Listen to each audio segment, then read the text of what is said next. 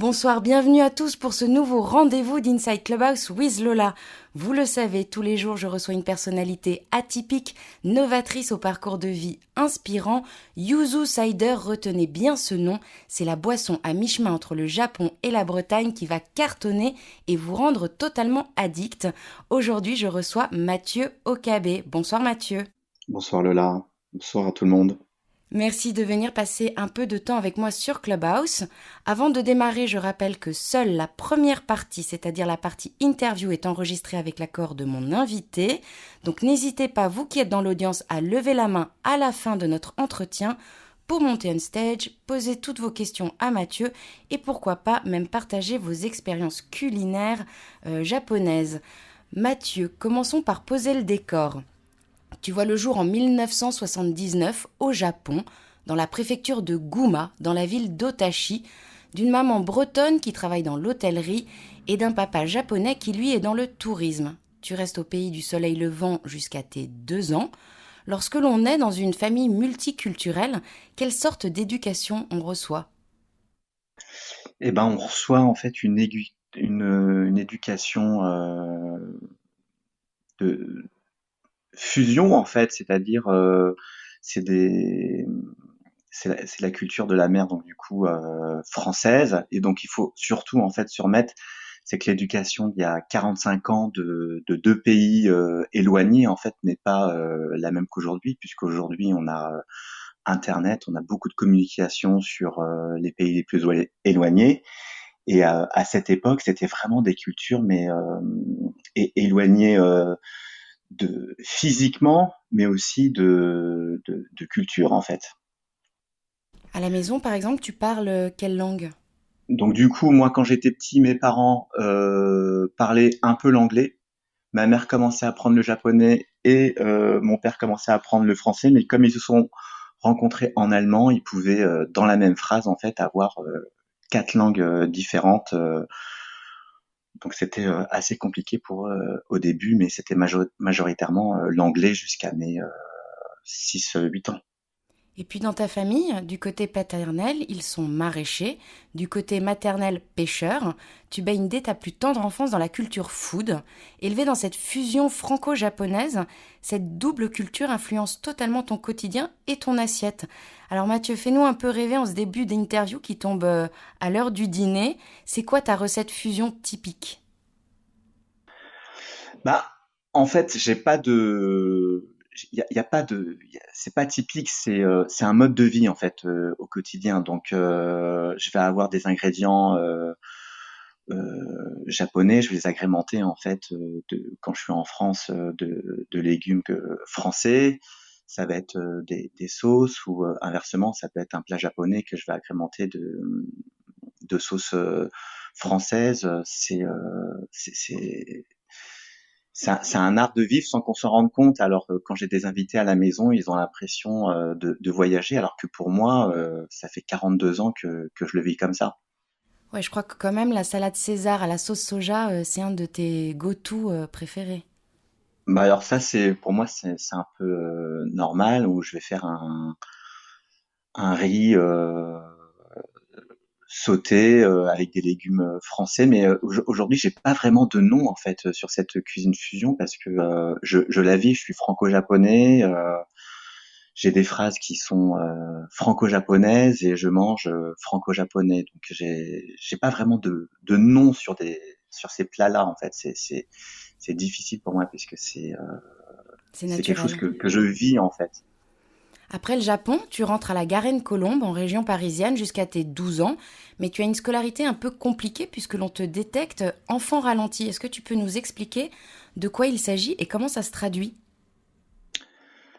Ben, je fais un blocage au niveau scolaire, donc du coup, je sais pas écrire, j'ai du mal à lire, j'ai du mal à m'exprimer, mon vocabulaire est pas riche. Et donc je peux pas continuer un cycle scolaire normal. Donc du coup, avant de passer en quatrième technologique, on me met dans une école à Courbevoie pour personnes ralenties. Et je rejoins en fait un cycle sur 3 ans pour faire ma sixième, cinquième avant d'engendrer en fait un parcours technologique. Alors tu pars vivre, avant ça, tu pars vivre chez ta grand-mère maternelle en Bretagne, dans les Côtes d'Armor. À partir de là, tu grandis sur le port d'Erquy. Un peu comme pour Jean-Jacques Rousseau, cette période pourrait être assimilée à un âge d'or. C'est un peu l'enfance idéale et idyllique. Bah alors là, je me redécouvre complètement, je découvre la nature et je me sens très concentré en fait à la nature. Pourquoi j'emploie le mot concentré? Parce que j'étais perçu comme un enfant déconcentré. Et là, il y a une reconnexion en fait à mon environnement et j'ai mes sens qui sont décuplés, contrairement en fait à ma vie sur Paris où tous mes sens en fait étaient complètement cachés par le béton, par le toucher. Et là, j'arrive, je suis dans une école où on va faire sport sur la plage, je touche le sable, je sens les algues, on va faire du kayak, j'ai un échange avec la mer et donc ça, pareil, ça devient un quotidien et je me rends compte que la nature est très importante. Et ce milieu marin, c'est pour toi le pont entre tes deux cultures, grâce à la pêche locale, par exemple. Et là, je vois mon grand-père en fait échanger avec mon père et ils ont beaucoup de points communs en fait. Donc du coup, mon père qui vient du Japon, d'une île qui est le Japon, et mon grand-père pêcheur. Et il crée entre eux une grande affinité. Et moi, j'habite sur le port d'Erquy. Et là, je me rends compte que on mange du poisson cru, on mange de la coquille Saint-Jacques crue, on mange des algues. Et toutes ces questions en fait qui deviennent très normales en fait en Bretagne. Pareil pour le sarrasin, il y a une vraie culture du sarrasin en Bretagne. C'était des questions qu'on me posait quand j'étais à Paris. Et alors que pour les Bretons, c'était naturel pour eux. Pareil, c'était un quotidien, cette culture culinaire de la mer et de la terre. Alors je sais que tu n'aimes pas le mot fan, mais la Bretagne, tu l'as quand même vraiment dans la peau. Dans une forme d'échec scolaire, tu t'orientes vers ce que tu appelles la filière poubelle de l'époque, un CAP mécanique. On rappelle qu'on est dans les années 90, donc dans une décennie somme toute proche de la nôtre, mais à l'époque, l'accompagnement scolaire et post-bac n'est pas aussi développé qu'aujourd'hui. En gros, ce CAP, c'est pas vraiment ton choix, c'est le système qui le fait pour toi, malgré toi. Alors moi, j'ai pas envie de dire que c'est le système à 100%, mais moi je le vois comme ça à cette époque. En fait, les personnes qui sont scolairement en fait en dehors du système, oui, ils sont mis soit en tertiaire ou en mécanique. Et donc moi, je me dirige vers un CAP mécanique tourneur-fraiseur et je suis destiné à être tourneur-fraiseur à vie et on me forme pour ça pendant 2 ans. Et heureusement, finalement, là, rien ne se passe comme prévu. Tes professeurs décèlent en toi quand même des capacités qui sont quand même d'un enfant normal, d'un étudiant normal. Et là, tu t'orientes vers un BEP. Et donc là, ils me disent de passer un BEP en candidat libre pour retrouver une filière générale, ce que je fais. Et par la suite, je reprends une filière générale, donc du coup, première terminale. Tu finis par passer ton bac, t'orienter vers un BTS commercial, mais comme tu t'ennuies, tu pars à l'UCO, l'Université catholique de l'Ouest, où tu fais une licence de communication. Grâce au stage que tu dois faire dans le cadre de tes études, tu es directement embauché dans une boîte comme directeur de communication. C'est une sacrée revanche pour toi, non? Alors oui, effectivement, de rentrer à l'université, en fait, c'était pour prouver un petit peu à mes parents et au système que je pouvais aller à l'université parce que ils m'avaient dit que je ferais un CAP mécanique et que c'était très bien pour moi de rentrer dans la vie active. Et je rencontre des personnes de différents horizons. Je prends un poste effectivement de stagiaire. Ensuite, je signe un premier emploi en tant que directeur de communication parce que la boîte, en fait, il y a 5 personnes et le directeur me laisse le temps d'apprendre plein de choses. Et là, je commence en fait à 22-23 ans à apprendre à écrire le français. Plus ou moins au même moment, ton entourage, les personnes que tu rencontres, commencent à te dire que tu es sans doute un artiste. Et c'est vrai, tu te rends compte que ce qui te plaît notamment dans ton métier, c'est la partie créativité. Tu retourneras même un temps dans l'univers de tes débuts, puisque tu feras du marketing pour la maison de la mécanique. La boucle est bouclée en quelque sorte. Alors la boucle est presque bouclée parce que j'ai pas conscience.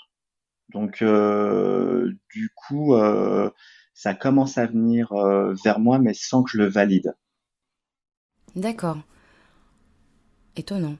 En 2008, tu poursuis ta carrière en tant que directeur marketing et communication dans une entreprise franco-japonaise, Foodex, qui fait de l'importation de produits alimentaires japonais à destination des restaurateurs japonais en France. En préparant l'interview, tu m'as confié ce proverbe que je trouve extrêmement fort. Quand tu ne sais pas où tu vas, regarde d'où tu viens. C'est ton mindset. C'est à partir de ce moment-là que, en quelque sorte, ce proverbe va régir ta vie. Ah bah il remplit mes journées, il remplit aussi mon chemin et mes objectifs. Et là, j'ai trouvé une facilité de réflexion pour remplir ma vie professionnelle. Et je trouve même une facilité en fait vers ce chemin parce que elle est liée à mon histoire en fait de l'enfance à l'assiette et à l'éducation que j'ai reçue par mes parents. Donc il y a une simplicité. Je n'ai plus à me battre vers le système puisque je suis le système. Et en parallèle, tu deviens propriétaire d'un restaurant dans le 5e arrondissement de Paris, le Sake Bar, qui était le premier restaurant japonais à avoir ouvert en France. Alors c'était en 58 par Isao Hashibe. On peut d'ailleurs toujours trouver le restaurant fondé par ses enfants, le Takara rue Molière, dans le 1er arrondissement. Qu'est-ce qui te pousse à racheter ce restaurant-là? Alors au début, il l'avait ouvert rue Valette. Et après, il s'est déplacé à Molière, ouais, effectivement. Bah moi, j'étais pas au courant au début, mais c'était le format izakaya, donc taverne japonaise. J'ai rencontré des personnes passionnées dans le saké. Je me suis associé à ces personnes. Et moi, j'avais vraiment du mal à me lancer seul. Et encore aujourd'hui, j'ai besoin de m'associer. Donc, c'est en rencontrant des personnes gérante de ce restaurant, je m'associe à elle et là je me passionne par le saké, je commence à partir au Japon pour étudier le saké, je vais dormir dans des brasseries japonaises pour aller plus loin et je commence à apprendre la culture culinaire dans ses entrailles sur 2000 ans par des livres. Euh, et là, je me perfectionne en fait sur le chemin du saké, donc de la voie culinaire japonaise. Je vais revenir au saké dans quelques instants. Dans quelques années, depuis quelques années maintenant, la cuisine japonaise a le vent en poupe en France. Comment est-ce que tu expliques cet engouement? Tu m'as confié par exemple en préparant l'interview que tu avais une culture japonaise, une culture culinaire japonaise plus aboutie que certains japonais pure souche eux-mêmes. La cuisine japonaise made in France, comme on la connaît, avec sa sauce sucrée, ses California Rolls toujours plus créatifs et ses brochettes bœuf fromage, on est loin de la vraie cuisine japonaise.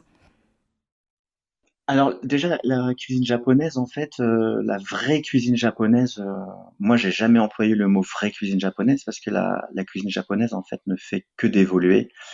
C'est pour ça le mot traditionnel en fait moi je ne l'emploie jamais mais le fait de faire une cuisine franco-japonaise pour ces restaurateurs bah, je trouve ça très bien puisqu'ils utilisent des produits locaux et ils vont les mélanger en fin de compte avec des techniques japonaises.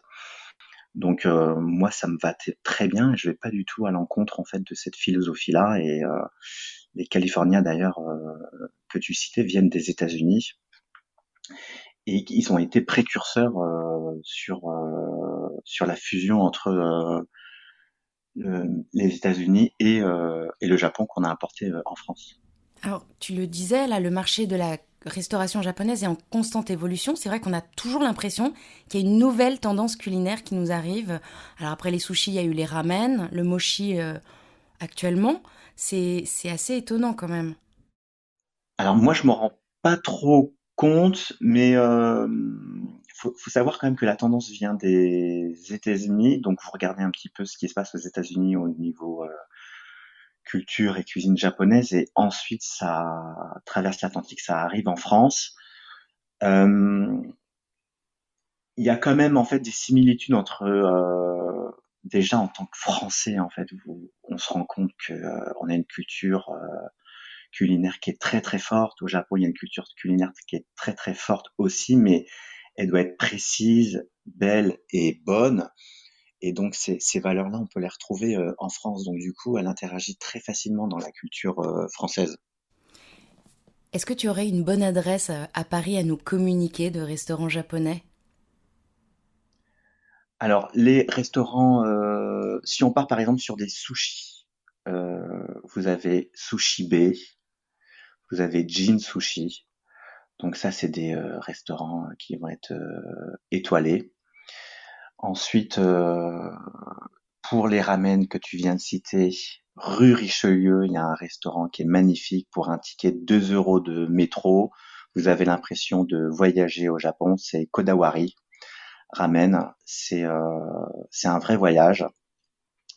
Et ensuite, vous trouverez sur Internet, il y a plein de chefs étoilés japonais qui mixent les deux cultures. Ils sont une trentaine. C'est très facile à trouver sur Internet. D'accord. Alors tu garderas ce restaurant 5 ans, 5 ans durant lesquels tu vas passer des diplômes de sakéologie à Tokyo, ce dont tu parlais tout à l'heure. Pour ceux qui ne le sauraient pas, le saké ou le nihonshu, si l'on veut être plus spécifique, est une boisson alcoolisée japonaise à base de riz, produite par fermentation. Alors si mes recherches sont exactes, la production de saké aurait été introduite par les Chinois au IIIe siècle, et c'est seulement au VIIe siècle que cet alcool reçoit ses lettres de noblesse, grâce à un édit de la cour impériale, et que la religion intègre à certains rituels. Est-ce que c'est bien cela? Est-ce que tu peux nous parler du saké? Alors donc du coup, saké, ça veut dire alcool. Mais nous, saké comme on l'entend, c'est le seishu. Euh, donc du coup, ce seishu, c'est un alcool de riz fermenté. Donc on va ensemencer le riz par un champignon qui va créer une fermentation, voilà, une fermentation parallèle. Mais là, je suis en train de rentrer dans la technique, donc c'est pas la peine. Et donc du coup, les Japonais ne cessent de faire évoluer cet alcool. Et aujourd'hui, donc on est sur un alcool qui est presque générationnel, qui va évoluer de génération en génération. Le saké que moi je bois aujourd'hui n'est pas le même que le saké que buvait mon père ou que buvaient mes grands-parents.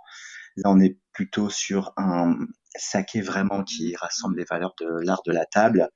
Et vous allez avoir donc des sakés qui vont titrer entre 6 degrés et 21 degrés.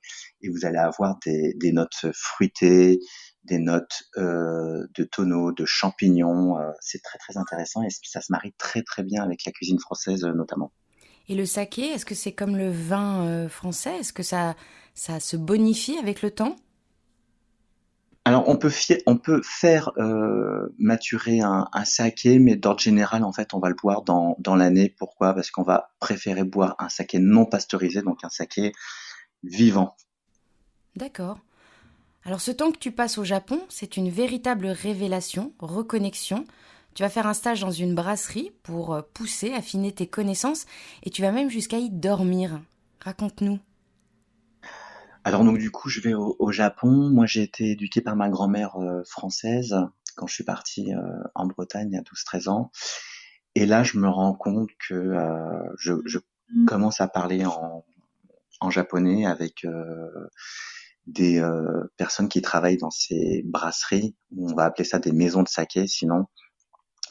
Et pour bien comprendre ce cycle de la fermentation et ce process de fabrication, je travaille avec ces gens-là à cuire le riz, à nettoyer la brasserie et je dors dans la brasserie. Cependant, dans la brasserie, en fait, le chauffage est interdit et là, je tombe malade et je suis expulsé de la brasserie parce que je ne peux pas apporter de bactéries indigènes au saké. Mais j'apprends quand même beaucoup de choses. En 2017, Nishimoto, une entreprise de trading spécialisée dans l'achat et la vente de thon premium, vient te chercher. Tu deviens directeur du développement. Tu crées la marque Hanabi qui propose la fameuse sauce soja que l'on trouve partout et particulièrement dans les restaurants japonais et les bento. Et surtout, tu crées une bouteille de saké qui s'appelle Atelier du saké et sera vendue à l'Atelier du saké à Paris. Raconte-nous cette petite anecdote que je trouve adorable. Alors donc du coup, quand je travaille pour un des plus grands importateurs de produits alimentaires japonais, ils me disent qu'il faut reconnecter en fin de compte la communication qui est trop japonisante en fait pour une cible française, parce que les étiquettes en fait se confondent d'un saké à un autre. Et moi, j'ai beaucoup de chocolat à cette époque. Et un jour, je vais en GMS et je mange une tablette de chocolat qui s'appelle l'Atelier du chocolat. Et je décide de créer du coup ce lieu, l'Atelier du saké, dans le Paris 16e. Et par la suite, l'Atelier du saké va créer un saké très connu aujourd'hui qui s'appelle l'Atelier du saké, qu'on peut trouver dans différents restaurants et épiceries asiatiques. Comme quoi le succès tient parfois à peu de choses. Tu quittes la boîte après moins de 2 ans et tu deviens consultant par défaut. Là, c'est une drôle d'aventure qui commence. Enfin, personnellement, c'est quelque chose qui m'a marqué dans ton parcours, puisque tu proposes par exemple une gamme de produits et de recettes asiatiques à la marque de surgelé Picard. Aujourd'hui, d'ailleurs, j'ai pensé à toi en faisant mon plein de courses. L'un des produits que tu as proposé était en rupture de stock, et j'avoue que j'ai eu un petit sentiment de fierté et d'orgueil. Tu nous parles de ce produit? Donc du coup, je travaille avec une boîte de trading pour un appel d'offres de Picard et ils demandent en fait des nouveautés et des recettes pour 2021. Et un. Et ils me demandent de travailler avec des chefs, de les manager et de les accompagner sur des recettes pour que le produit se retrouve dans les bacs chez Picard. Impossible de trouver des chefs qui travaillent de la même façon avec le cahier des charges de Picard et cette boîte de trading. Et par manque de temps, il me demande de travailler la recette. Je m'enferme dans un laboratoire un mois, je propose différentes recettes. Je ne suis pas chef, cependant j'arrive en finale, le produit est retenu et c'est aujourd'hui un des produits ethniques le mieux noté chez Picard et un des best-sellers dans la gamme chinoise. Et oui, un vrai succès. Et c'est que tu n'es même pas un cuisinier chevronné. Alors comment est-ce qu'on met au point la recette idéale pour des consommateurs français qui ne connaissent pas un produit et pour qu'ils deviennent totalement addicts? Alors moi comment je m'y suis, moi j'ai pas de secret. Je me suis formé donc, cuisiner, c'est un petit peu mon histoire, mais je suis pas chef et j'ai pas envie de dire que je suis chef. Cependant, j'ai des bonnes bases. Et la petite anecdote, c'est que je me suis formé des centaines d'heures sur YouTube pour avoir le métier que j'ai aujourd'hui. Je trouve ça génial. Depuis, tu proposes toutes sortes de combinaisons, menus asiatiques à des restaurants ou chaînes de restaurants, mais nous n'en parlerons pas puisque tu es soumis à des clauses de confidentialité. Et puis, il y a 4 ans, en 2017, tu commences déjà à développer Yuzu Cider, cette boisson que tu lances en mai 2021, qui va, j'en suis sûre, littéralement exploser, et à laquelle je suis sûre que l'on va devenir accro. Comment est-ce que ce projet naît? Alors déjà, moi quand j'étais plus jeune, j'habitais en Bretagne, donc je buvais du cidre. Quand j'ai fait de l'importation, distribution de produits alimentaires japonais, je vendais de plus en plus de yuzu. Et en faisant du sourcing sur Internet, sur différents produits, je suis tombé sur un cidre au yuzu au Japon. Et je trouvais ça incohérent d'importer ce produit du Japon, sachant qu'en France, on faisait du bon cidre. Je ne voulais pas que dans le verre du consommateur se retrouvent des taxes douanières, le prix du conteneur, donc du coup des coûts logistiques, plusieurs intermédiaires, car au final, le client en fait ne paiera pas le produit au bon prix. Du coup, je décide de rencontrer différents brasseurs et au bout de plusieurs années, je rencontre un brasseur en Île-de-France qui valide la recette avec moi et le fait que je parte sur des petits volumes pour lancer le produit ce mois-ci. Alors, Yuzu Cider, c'est du cidre de dégustation, 100% naturel, bio et made in France. Pour ceux qui ne le sauraient pas, est-ce que tu peux nous rappeler ce qu'est le yuzu? Alors le yuzu, c'est un agrume qu'on va trouver en Asie. On commence à en trouver en Europe. Au niveau du parfum, on est entre la mandarine, le pamplemousse, légèrement citronné. Ça peut être amer, doux, mais c'est un parfum, contrairement au citron, qui va avoir une longueur en bouche beaucoup plus longue et beaucoup plus amère. Et alors, pourquoi avoir choisi cette dynamique-là, cette association-là, plutôt qu'une autre? Alors, je suis parti sur le yuzu. Pourquoi? Parce que c'était une valeur sûre. J'avais remarqué, échangé avec beaucoup de personnes sur cette combinaison franco-japonaise. Le yuzu, on va le retrouver dans beaucoup de pâtisseries, contrairement à d'autres parfums japonais qui seront moins accessibles, par exemple comme le matcha. Je ferai sûrement des choses au matcha plus tard, mais pour l'instant, je voulais commencer pour me lancer avec une valeur sûre qui puisse toucher un maximum de personnes. Alors, c'est amusant ce que tu dis sur le matcha. J'ai l'impression, moi, de le voir partout, le matcha. Alors, on le voit partout, oui et non, mais on peut le voir partout sans que une minorité, en fin de compte, le consomme. Alors que le yuzu étant un agrume, ça va être beaucoup plus accessible puisqu'il va avoir des notes de citron, de mandarine et d'orange légèrement. Alors, grâce au dossier de presse, j'ai appris un nouveau mot, la cistronomie. Est-ce que tu peux nous expliquer? Alors la cistronomie, c'est comme la biérologie, par exemple, c'est l'art de déguster le cidre et d'aller explorer les saveurs, la fabrication, les régions autour du cidre. Donc du coup, le cidre a tellement évolué dans sa fabrication, dans la sélection des produits, dans le terroir, le perfectionnement des gens qui le fabriquent, parce que le terroir, c'est pas uniquement là où on va récolter les produits, c'est ce qu'on oublie dans le terroir, c'est aussi les gens qui participent en fait à la récolte et les gens qui participent à la fabrication d'un produit.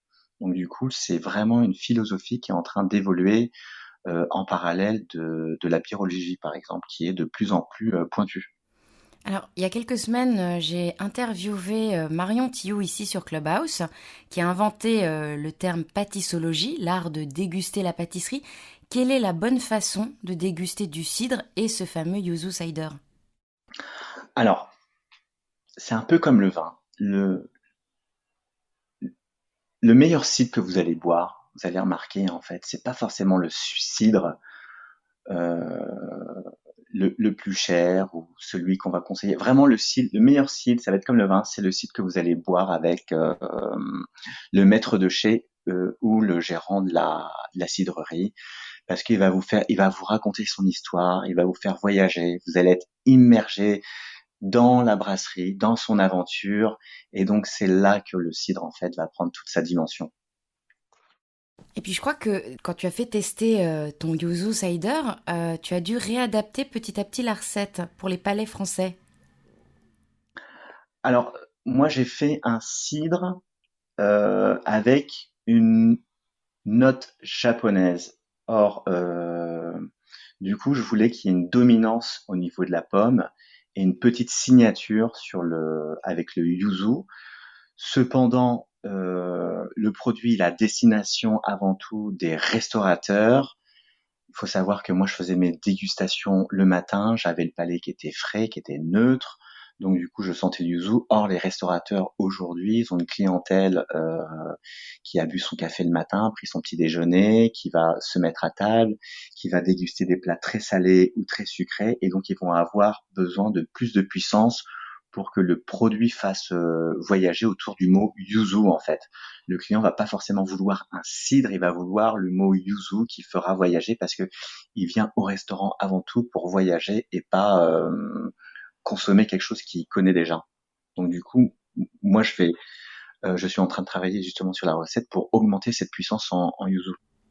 Alors si j'ai aucun doute sur le succès que va rencontrer yuzu cider en France, est-ce que tu crois qu'une boisson pareille pourrait avoir du succès au Japon? Alors moi, c'est un produit que j'ai copié au Japon. Donc du coup, au Japon, ils produisent de plus en plus de cidre. Or, je n'ai pas goûté moi le produit au Japon qui est fabriqué par la marque Kirin, Kirin. Cependant, moi, à la différence, c'est que aujourd'hui, je suis interrogé par des exportateurs et des importateurs japonais car ils veulent une signature française, car on a un vrai savoir-faire autour du cidre. Puis il faut savoir aussi que le produit, il est bio. La pomme, c'est quand même un produit qui a le plus de pesticides et le fait qu'il soit bio, c'est une garantie en fait naturelle pour le consommateur aujourd'hui. Donc il est bio, il est sans sucre ajouté parce qu'il faut pas le confondre non plus avec les ciders qu'on peut trouver dans les pays anglo-saxons où il y a une adjonction d'eau et de sucre. Parce que moi, c'est vraiment à 100% fruits. Yuzu Cider, c'est 4,5% d'alcool. Est-ce que tu penses que cette faible teneur en alcool va faire que c'est une boisson qui va plaire essentiellement aux femmes? Alors c'est une bonne question. Euh, je pense que ça va se passer de cette façon. Déjà, je pense que les hommes vont se diriger plus vers une bière en fait. Je pense en restauration japonaise. Dans le monde du sushi en fait et dans le monde du cru, quand vous allez dans les salades bars, dans les restaurants de sushi, les pokés, vous allez voir en fait une grande jante féminine. Et je pense effectivement que ça va toucher. C'est un produit qui sera au final très consommé par la jante féminine. Mathieu, nous arrivons doucement à la fin de notre entretien. J'en profite pour rappeler aux personnes qui se trouvent dans l'audience qu'elles peuvent d'ores et déjà lever la main pour nous rejoindre on stage, te poser des questions ou même partager leurs expériences culinaires japonaises et franco-japonaises. Est-ce que tu peux nous rappeler où on peut trouver ton yuzu cider? Alors le produit, il a été lancé donc ce mois-ci. L'ouverture des restaurants, c'est depuis quelques jours pour les restaurants qui vous reçoivent en fait à table.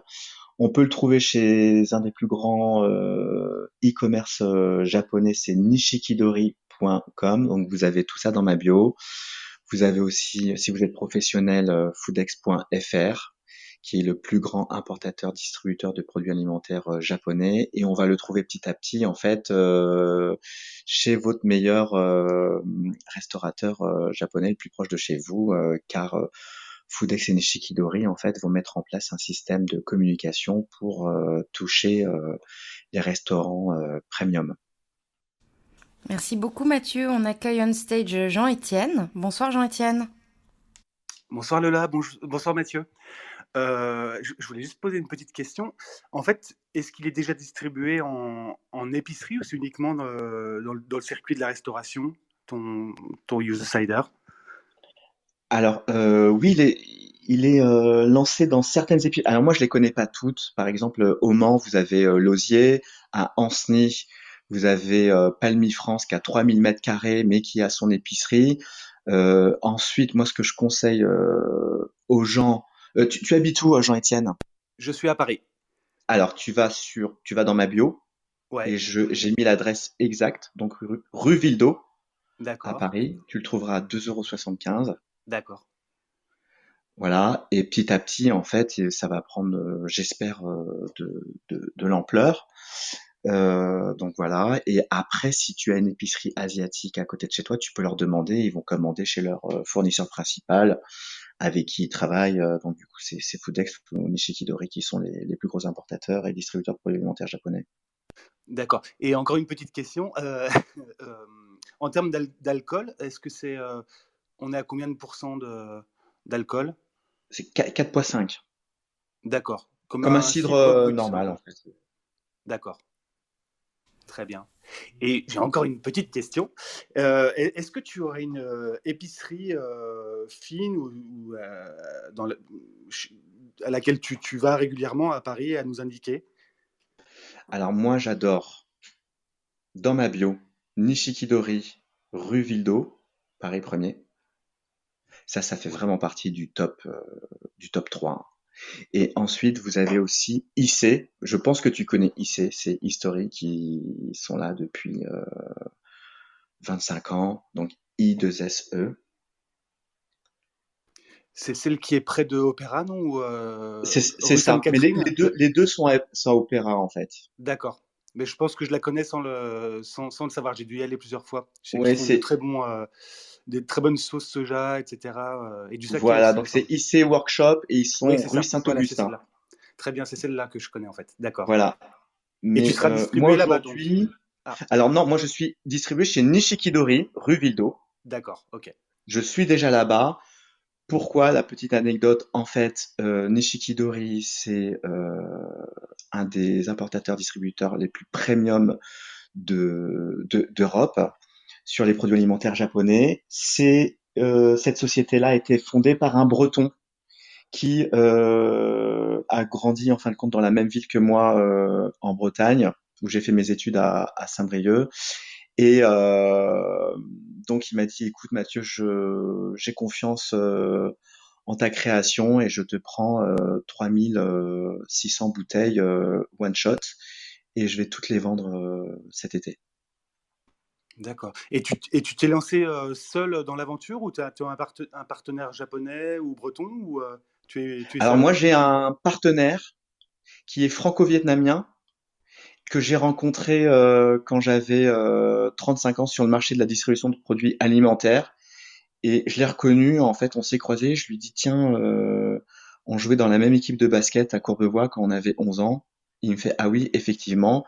Et il s'est avéré que cette personne-là a créé une bière à base de houblon japonais qui s'appelle Ao Beer, H-A-O, et bière en fait, et qui est fabriquée en France aussi.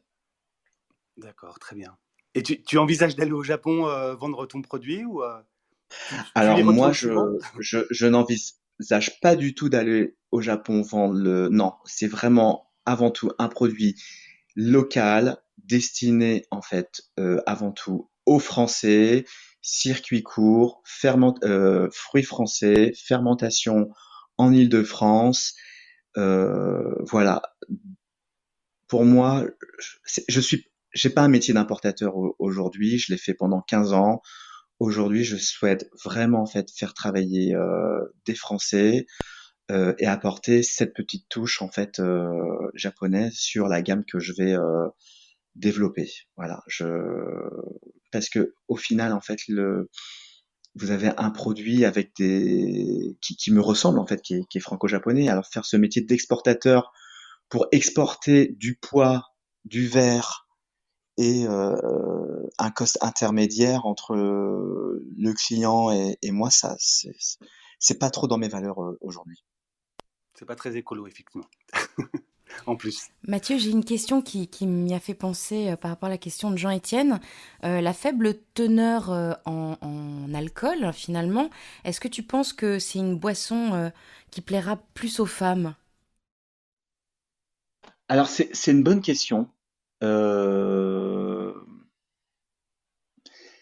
je pense que ça va se passer de cette façon. Déjà, je pense que les hommes vont se diriger plus vers une bière en fait. Je pense en restauration japonaise. Dans le monde du sushi en fait et dans le monde du cru, quand vous allez dans les salades bars, dans les restaurants de sushi, les pokés, vous allez voir en fait une grande jante féminine. Et je pense effectivement que ça va toucher. C'est un produit qui sera au final très consommé par la jante féminine. Intéressant. On va se précipiter pour aller l'acheter. Est-ce qu'il y a d'autres personnes dans l'audience qui souhaiteraient monter on stage et nous rejoindre pour poser des questions à Mathieu? C'est le moment. Est-ce qu'il y avait des choses que tu avais envie de rajouter, Mathieu, que j'aurais pu omettre? Non, c'était parfait, Lola. Tu m'as bien aidé parce qu'au début, je cherchais mes mots, c'était dur, j'étais un peu intimidé. Et puis, par mon parcours scolaire, moi, j'ai pas un vocabulaire en fait très riche. Donc, du coup, c'est un vrai exercice pour moi de communiquer sur le produit. Je suis plutôt un créateur qu'un orateur. Euh, voilà, je remercie tout le monde d'avoir écouté. Et n'hésitez pas à venir me contacter sur Instagram ou sur LinkedIn si vous avez plus de questions ou même si vous souhaitez juste échanger sur la gastronomie japonaise ou franco-japonaise. Moi, justement, Mathieu, ton parcours, il m'impressionne parce que il aurait pu, ton parcours de vie aurait pu finalement être plus simple. Tu aurais pu en effet continuer dans cette voie de tourneur-fraiseur. Et justement, comme quoi la vie peut être assez étonnante et magique, puisque voilà où tu en es aujourd'hui. Et dans quelques mois, je pense qu'on pourra tous te remercier de nous avoir fait découvrir ce mariage heureux de yuzu et de cidre. Eh ben, je te propose qu'on ferme doucement la room. Merci beaucoup Mathieu. Merci à tous d'avoir été présents. Vous pouvez retrouver Yuzu Cider sur le site nishikidori.com ou foodex.fr. Les liens sont dans la bio de Mathieu.